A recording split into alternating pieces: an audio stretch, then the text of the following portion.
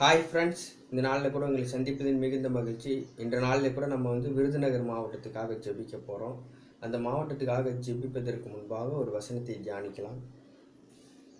நீதிமொழிகள் 23வது அதிகாரம் 18வது வசனம் இவ்விதமாய் சொல்லுகிறது, நிச்சயமாகவே முடிவுண்டு உன் நம்பிக்கை வீண் போகாதுன்னு சொல்லி.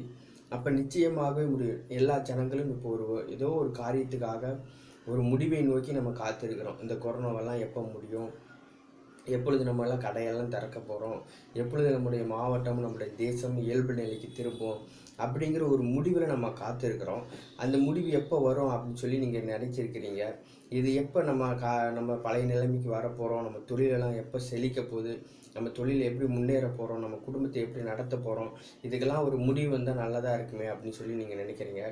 ஆண்டவர் சொல்லுகிறார், நிச்சயமாகவே முடிவு உண்டு, உன் நம்பிக்கை வீண் போகாது. அப்போ நம்ம ஒரு நம்பிக்கையை வைக்கணும். ஆண்டவர் மேலே ஒரு நம்பிக்கை வைக்கும்போது ஆண்டவர் இதற்குரிய எல்லா காரியங்களையும் எடுத்து போடுவார்.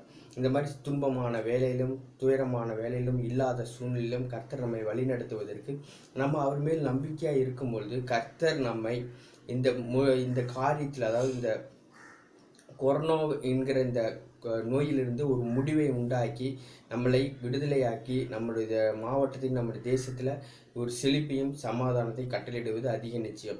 அதனால் நம்ம கர்த்தரை நம்பணும். கர்த்தர் மேல் நம்பிக்கை வைக்கும்போது, கர்த்தரிடத்தில் நம்பிக்கை பண்ணி ஜெபம் பண்ணும்போது, உத்தரவாதம் பண்ணி ஜெபம் பண்ணும்போது, கர்த்தரையே நம்பி, அப்பா எனக்கு தான் இந்த வியாதி நீங்கள் தான் குணமாக்க முடியும், எங்கள் மாவட்டத்தில் இந்த வியாதியிலேருந்து ஒரு பரிபூர்ண விடுதலை நீங்கள் தான் தர முடியும் சொல்லி நம்ம செபிக்கும் பொழுது, நம்ம அவரிடத்துல வேண்டும் பொழுது, நம்ம அவரிடத்துல கேட்கும் பொழுது, அவரையே நம்பி இருக்கும் பொழுது கர்த்தர் சீக்கிரம் நீங்கள் எதிர்பார்க்கிற முடிவை உங்கள் மேல் கண்டிப்பாய் தருவார்.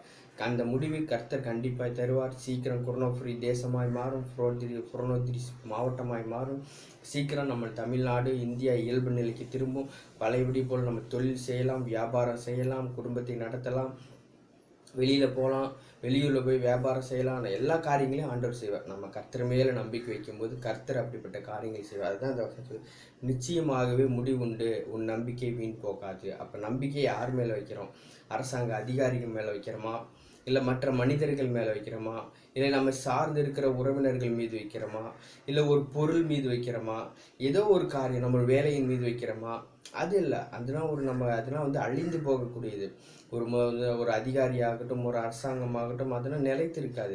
5 வருஷம் கழிச்சு அடுத்து மாறும். ஆனால் நம்மளுடைய நம்பிக்கையை இயேசுவின் மீது, அழியாத நிரந்தரமாக இருக்கிற இயேசுவின் மீது வைக்கும்போது கர்த்தர் நம்முடைய ஜெபத்தை கேட்டு நம்ம நம்பிக்கையை கனம் பண்ணி அந்த முடிவை, நாம் எதிர்பார்க்கிற முடிவை கர்த்தர் தருவார்.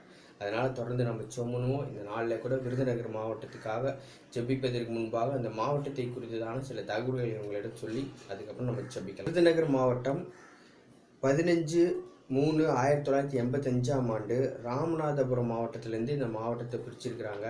இதுக்கு முன்பாக ராமநாதபுரம் தான் மாவட்டமாக இருந்தது. அது கீழே விருதுநகருங்கிறது ஒரு தாலுக்காவாக செயல்பட்டது. அது மார்ச் 15, 1985 அப்புறம் இது இந்த தாலுக்காவை பிரித்து விருதுநகர் மாவட்டம் அப்படின்னு உயர்த்தியிருக்கிறாங்க. இதற்கு கீழே இப்போ தாலுகா பார்த்தீங்கன்னா கிட்டத்தட்ட 10 தாலுகாக்கள் செயல்பட்டு வருகிறது.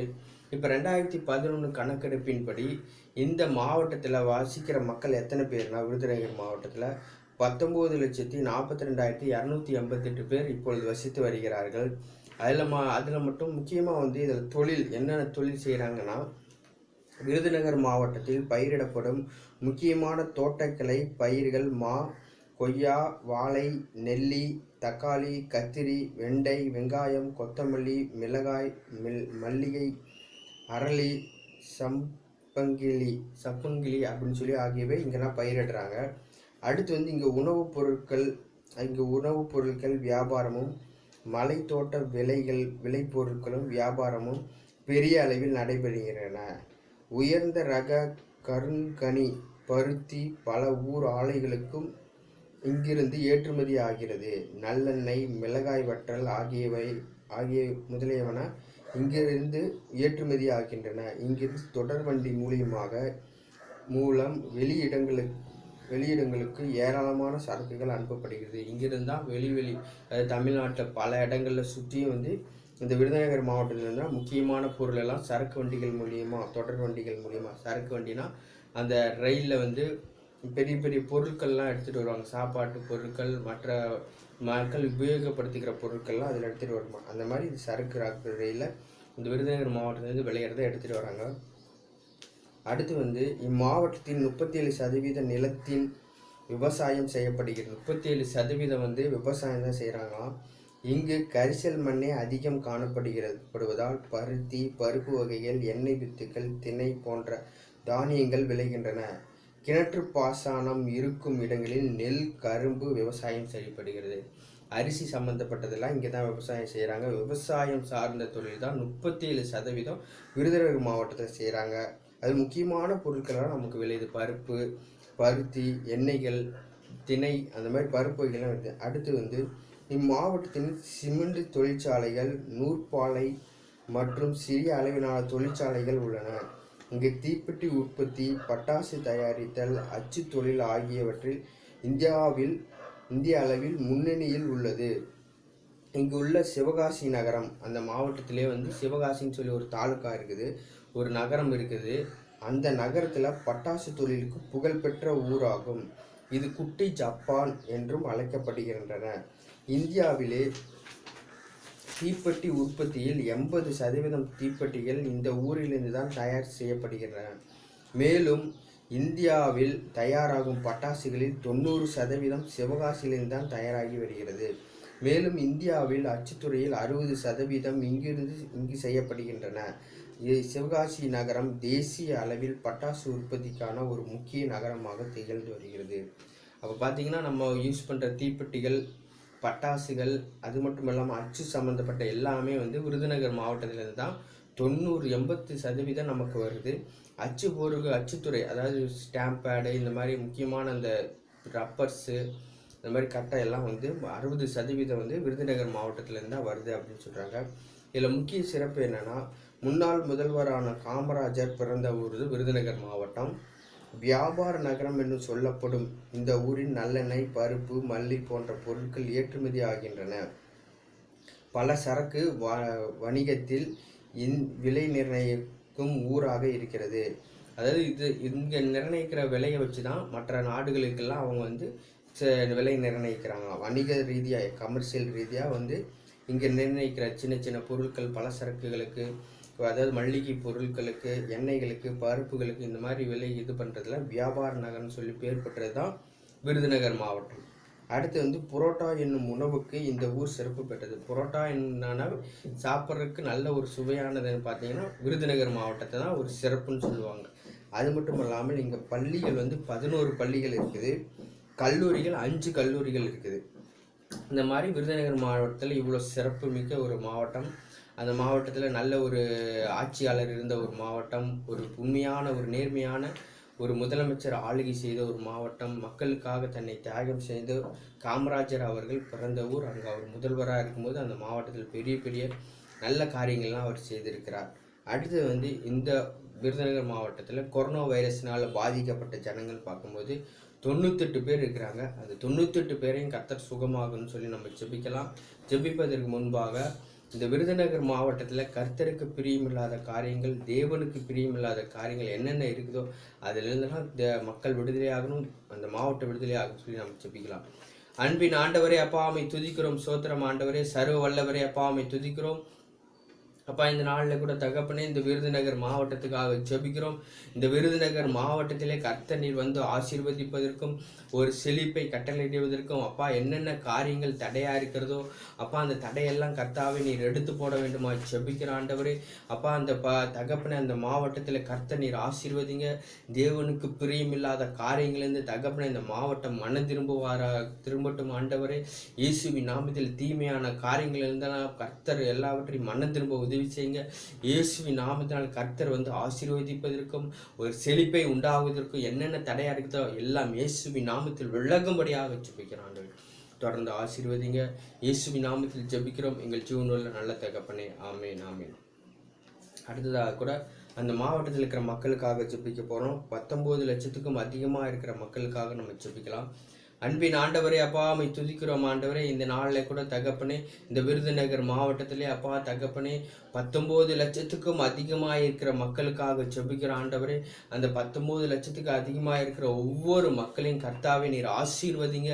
அந்த மாவட்டத்தில் வாழ்கிற ஒவ்வொரு மக்களையும் கர்த்தர் நீங்கள் ஆசீர்வதிங்க அப்பா. ஒவ்வொரு முதியவர்களை ஆசீர்வதிங்க, சிறு பிள்ளைகளை ஆசீர்வதிங்க, கை குழந்தைகளை ஆசீர்வதிங்க, கர்ப்பஸ்திரிகளை ஆசீர்வதிங்க, ஆண்களை பெண்களை ஆசீர்வதிங்க, வாலிபர்களை ஆசீர்வதிங்க.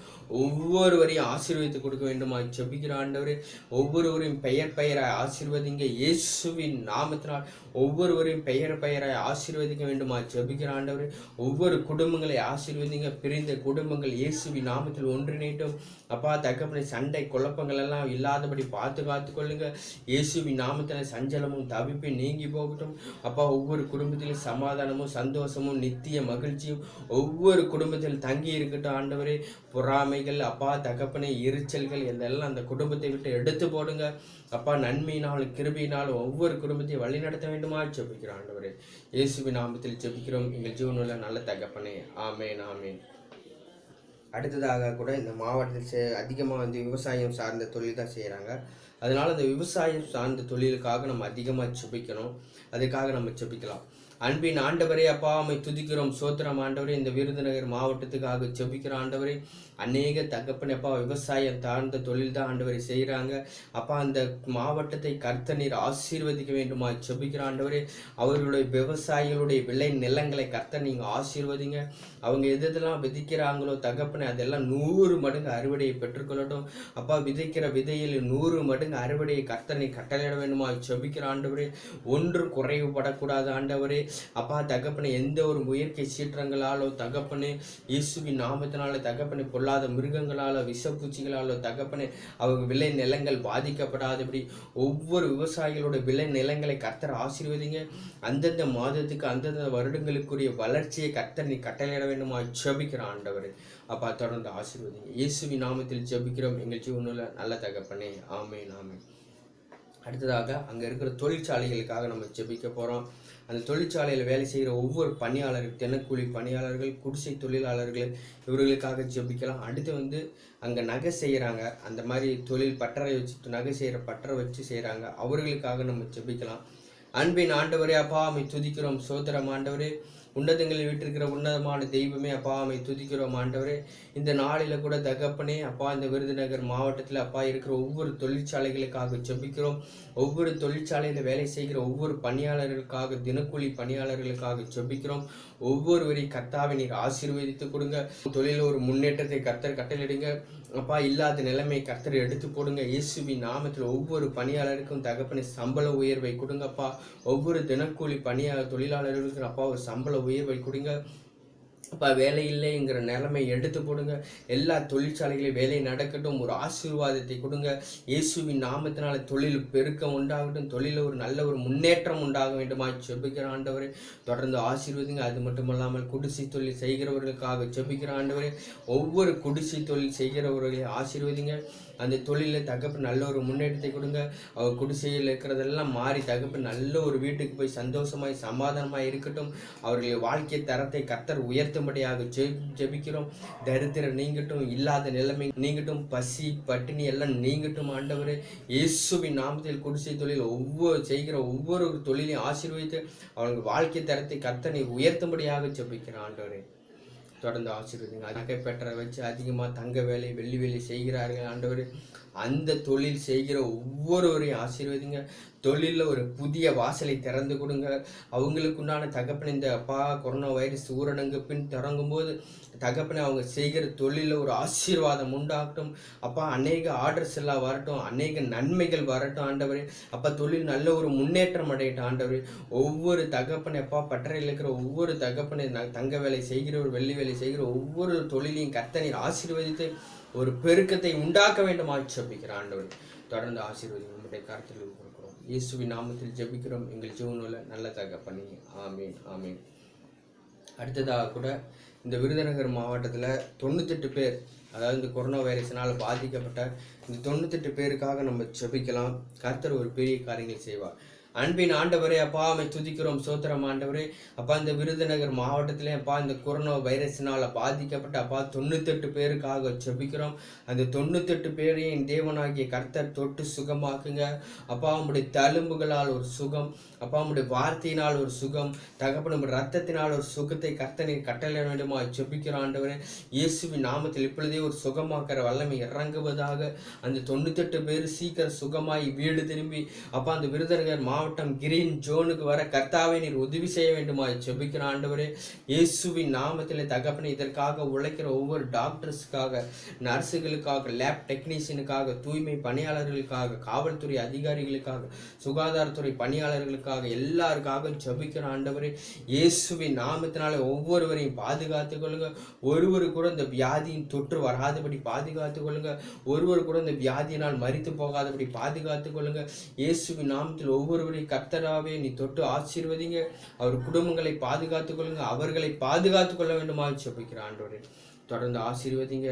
அது மட்டுமல்லாமல் தகப்பனே இயேசுவின் நாமத்தினாலே இந்த கொரோனா வைரஸ் முற்றிலுமாய் இந்த மாவட்டத்தை விட்டு அழித்து போட வேண்டுமா ஜெபிக்கிற ஆண்டவரே. தொடர்ந்து ஆசீர்வதிங்க.